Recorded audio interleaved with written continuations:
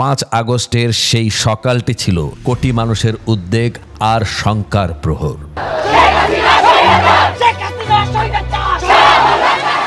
পর্দার আড়ালে চলছিল ক্ষমতার শেষ দাবার চাল। গণভবনের 4 দেয়ালের আড়ালে তখন চূড়ান্ত বৈঠক। লাখো মানুষের স্রোতকে থামানোর শক্তি বা সাহস কোনোটি আর অবশিষ্ট ছিল না সরকার পক্ষের। রক্তপাত ঠেকানোর একটি মাত্র পথ খোলা ছিল, আর সেটি পদত্যাগ। কিন্তু সেই প্রস্তাব প্রত্যাখ্যান করে বসেন হাসিনা। এরপরই শুরু হয় নাটকীয়তা। পরিবারের সদস্যদের মরিয়া চেষ্টা একের পর এক ব্যর্থ হতে থাকে।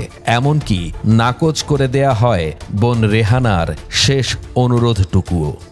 এতদিন যার নির্মম আদেশে অন্যের সন্তানরা লুটিয়ে পড়েছে রাজপথে, আজ তিনি নিজের সন্তান জয়ের অনুরোধে ক্ষমতার মসনদ ছাড়তে রাজি হয়ে যান।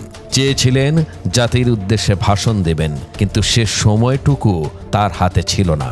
আন্তর্জাতিক নিয়ম ভঙ্গ করেই তিনি পালিয়ে যান ভারতে। পড়ে থাকে তার অজস্র নেতাকর্মী।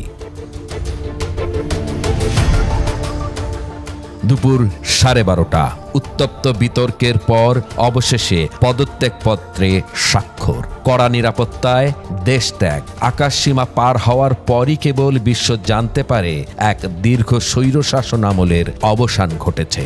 সমাপ্তি ঘটেছে 1.5 দশকের এক ক্ষমতার অধ্যায়ের। মোহাম্মদ নেসার, বাংলাদেশের খবর।